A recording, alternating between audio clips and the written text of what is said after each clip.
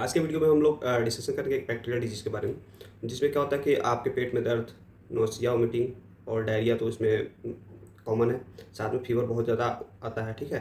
तो ये जो बीमारी है इसके बारे में हम लोग डिस्कशन करेंगे, कैसे होता है, कब होता है और इसके कारण क्या है, जो कास्टियो एजेंट्स होते हैं वो क्या है, सिम्पटम्स क्या है इसके, साथ में इसके ट्रीटमेंट ऑप्शन क्या-क्या अवेलेबल है मार्केट में, या फिर डॉक्टर आपको क्या-क्या ट्रीटमेंट इसमें देते हैं, ठीक है? आयुर्वेदिक से लेके और आपको होम रेमेडीज़ से तक मतलब बचाव के लिए होम रेमेडीज़ बताएँगे और साथ में इसमें मेडिसिन्स क्या-क्या डॉक्टर चलाते हैं, वो बताया जाएगा। वीडियो में आगे बढ़ने से पहले एक चीज़ और जान लीजिए कि कभी भी ये वीडियो देख के आप सेल्फ मेडिकेशन ना करें।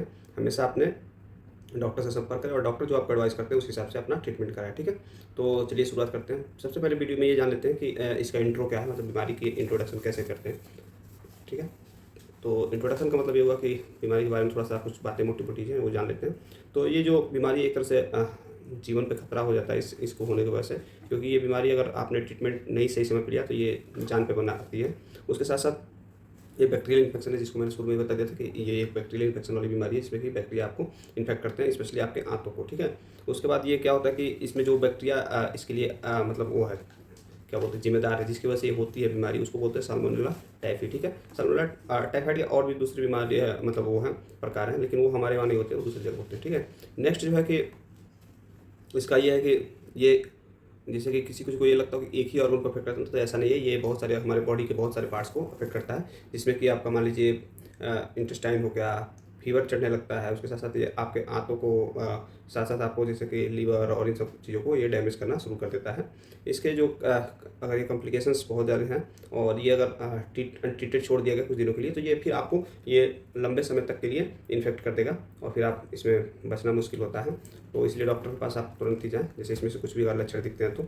जिससे कि इसकी जो मेन लक्षण है वो है कि आपको फ़ीवर आएगा। फ़ीवर के साथ-साथ आपको सर दर्द रहना, पेट में दर्द रहना, पेट फूला-फूला रहना, ये सारी इसके जो लक्षण होते हैं। इसमें जो फ़ीवर होता है, जो जानने वाली सबसे ज़रूरी चीज़ है, वो ये है कि 104 से लेके 105 डिग्री फ़ारेनहाइट तक होता है और सर दर्द इसमें रहता है। फ़ीवर जब भी आएगा तो आपको सर दर्द के साथ आएगा।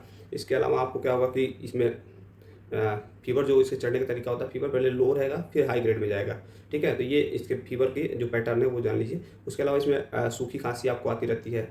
जैसे जिसको भी अगर टाइफाइड होगा तो उसको सूखी खाँसी बिल्कुल भी आएगी, भूख लगना बंद हो जाएगा और वेट लूज़ करने लगेगा आदमी, वज़न उसका गिरने लगेगा। उसके साथ-साथ डायरिया इसमें होने लगेगी। डायरिया और कॉन्स्टिपेशन दोनों हो सकती है। इसमें ये है कि आपको डायरिया भी हो सकती है और कॉन्स्टिपेशन भी हो सकता है, ये नोट करने वाली बात है। उसके साथ-साथ जब ये कंडीशन सीवियर हो जाएगी तो इसमें क्या होता है कि रैशेज़ पड़ने लगेंगे नोज़ टिप्स वगैरह पे, जो थोड़े-थोड़े धब्बे वो पड़ने लगेंगे। पेट जो है बहुत ज़्यादा फूलना शुरू हो जाएगा। ये इसका एक और रीज़न है, जैसे कि इसमें डायरिया और जो कॉन्स्टिपेशन होगा तो पेट आपका स्वेलिंग करने लगेगा।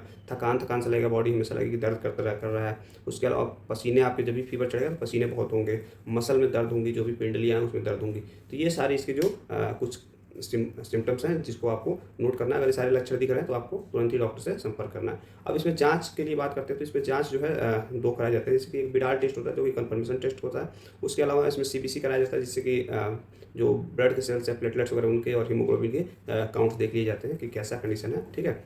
उसके बाद इसमें प्रिवेंशन के तौर पे आपको वैक्सीन्स आती है, बहुत सारी वैक्सीन अभी मार्केट में उपलब्ध है, जैसे कि टाइफाइड पिल्स के नाम से एक आती है। उसके अलावा आपको टाइफाइड लाइव ओरल टाई 21 ए ऐसा कुछ करके आता है, अभी हमको नाम एग्जैक्ट रिमाइंड नहीं हो पा रहा है, यही है शायद। उसके साथ साथ आपको एक VIPS करके आता है। तो ऐसे ही बहुत सारे वैक्सीन्स हैं जो कि टाइफाइड के लिए मार्केट में उपलब्ध हैं। आप चाहें तो अपने डॉक्टर से संपर्क कर सकते हैं टाइफाइड के वैक्सीन्स के लिए और लगवा के आप अपने आप को सेफ साइड में रख सकते हैं, ठीक है? अब इसमें ये आता है कि अभी तक हम लोग जान गए कि क्या इसके कारण हैं, ये क्या होता है। जैसे कि इसके हाई ग्रेड में अगर फीवर जाएगा तो 104 तक जा सकता है और ये शुरुआत लो ग्रेड से होता है। उसके अलावा इसमें भूख न लगना, ये सब सारी चीज़ें हम लोग सिम्पटम्स वगैरह जान गए। अब इसमें ये जानना है कि कास्टियो एजेंट क्या है, तो कास्टियो एजेंट में वही मेन है जो साल्मोनेला टाइफी है। उसके साथ साथ आप अगर साफ सफाई नहीं रखते हैं, जैसे कंटामिनेटेड जो भी फूड है, वाटर है, इससे ज़्यादा ही फैलता है। इसकी कहानी भी है एक, इसके पीछे जो एक मेड थी जिसका नाम था मैरी, वो बहुत सारा ये फैलाई थी, तो उसके बारे में अगर कभी टाइम मिला तो हम डिस्कस कर देंगे। उसके अलावा इसमें क्या होता है कि अगर किसी इंसान को हुआ है बहुत ज़्यादा, तो उसके अगर आप क्लोज कॉन्टैक्ट में हैं तो भी आपको होने के चांसेस हो सकते हैं। बाकी अगर वो मल और मूत्र जो त्यागता है उसके अगर कॉन्टैक्ट में अगर आप आते हैं तो भी ये आपको हो सकता है। इसी वजह से बोला जाता है कि कभी भी इन्फेक्टेड पानी और ये जो कंटामिनेटेड फूड वगैरह होते हैं, जो इन सब का आपको सेवन नहीं करना होता, ठीक है? और इसमें वो जो बैक्टीरियल जो एजेंट है उसको आपको मैंने बताया कि साल्मोनेला टाइफी उसका नाम होता है।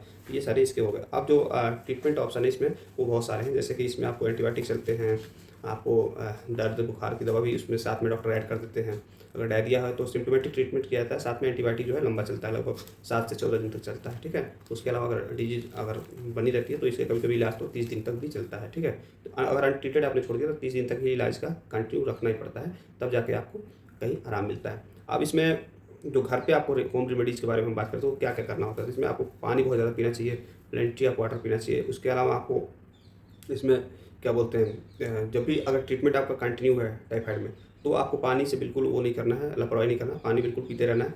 उसके अलावा आपको जंक फूड जो है उसको छोड़ देना है, जो भी ये बाहर की मार्केट की चीज़ें हैं, वो सब चीज़ें मसालेदार चीज़ें छोड़ देनी है। आपको हल्का खाना है और घर का बना हुआ खाना है। साथ में आपको अगर नारियल पानी वगैरह मिलता है तो आप उसका सेवन कर सकते हैं। उसके अलावा इसमें जो चलता है वो होता है कि लेमन जूस हो गया, ये सब चीज़ें चलती हैं। अब एंटीबायोटिक में कुछ जैसे सिम्प्टोमेटिक ट्रीटमेंट किया था, इसमें सिप्रोफ्लॉक्सासिन चलता है जो कि नॉन प्रेग्नेंट एडल्ट्स में चलाया जाता है। उसके अलावा इसमें सेफ्ट्रियाक्सोन भी चलाया जाता है। तो ये कुछ दवाएँ हैं जो कि डॉक्टर आपको सजेस्ट करते हैं या फिर एडवाइस करते हैं, तो आपको उसको लेना होता है। इसके साथ-साथ डॉक्टर जो है मेडिसिन ऑप्शंस में और भी बहुत सारे चलाते हैं। हम आयुर्वेदिक का अगर बताएँ तो उसमें आपका हिमालय का आ गया, ठीक है, पतंजलि का आ गया, तो ये सारी चीज़ें चलती हैं। हिमालय का जो मेडिसिन्स हैं वो आपको एक आयुर्वेदाचार्य होते हैं, वही आप मतलब जो होते हैं वो आपको उसकी डोजिंग बताते हैं, जिनको बीएमएस डॉक्टर बोला जाता है, ठीक है।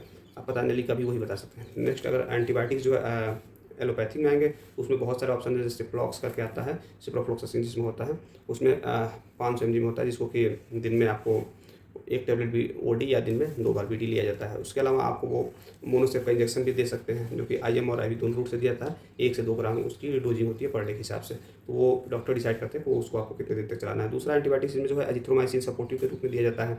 उसके अलावा टैक्सिम, वो जो कि CB200 के नाम से आता है, वो भी चलाया जा सकता है। ये डॉक्टर के चॉइस और कंडीशन पर डिपेंड करता है कि वो कौन सा एंटीबायोटिक प्रेफर करते हैं। इसके साथ-साथ कुछ क्योंकि एंटीबायोटिक्स आप ज़्यादा ले रहे हैं तो उसके साथ-साथ आपको पेंटॉप, डीएसआर या फिर कोई भी पीपीआई आपको एक देना पड़ता है या डॉक्टर देते हैं, ताकि जो एसिडिटी वगैरह बन रहा है वो कंट्रोल जाए। क्योंकि आप जब इतने तगड़े एंटीबायोटिक्स लेंगे तो आपको एसिडिटी तो होगी ही होगी, ऊपर से ये हमारे आँतों की बीमारी है, तो आपका आँत वैसे भी कॉम्प्रोमाइज़ है, तो आपको एंटीबायोटिक्स लेने ही पड़ेंगे। साथ में आपको जो है कि पैरासिटामॉल दे दिया जाता है, कैल्पॉल या फिर क्या बोलते हैं डोलो, इन सब की दे दिया जाता है, ताकि बुखार अगर चढ़ रहा है उतर रहा है तो आप उस समय इसका प्रयोग कर सकते हैं। बॉडी पेन में भी आप पैरासिटामॉल का ही प्रयोग करें। उसके अलावा आपको जो है कि कभी-कभी ऐसा ज़रूरत पड़ जाता है कि अगर कमज़ोरी बहुत ज़्यादा लगने लगती है तो विटामिन B12 का इंजेक्शन या फिर उसका टैबलेट्स वगैरह दे देते हैं डॉक्टर, ठीक है। उसके साथ-साथ अगर आप चाहें तो इसके अलावा भी दूसरी एंटीबायोटिक्स दूसरा जो मल्टीविटामिन्स का ब्रांड है उसको भी प्रेफर कर सकते हैं, जैसे जिंकोविट आता है, ये सब। तो ये सारी चीज़ें हैं, साथ में आपको बचाव भी करने होते हैं। पानी और खाने का बिल्कुल ही ध्यान रखें, तो आपको ये बीमारी ना के बराबर होगी और आप स्वस्थ रहेंगे। Thank you.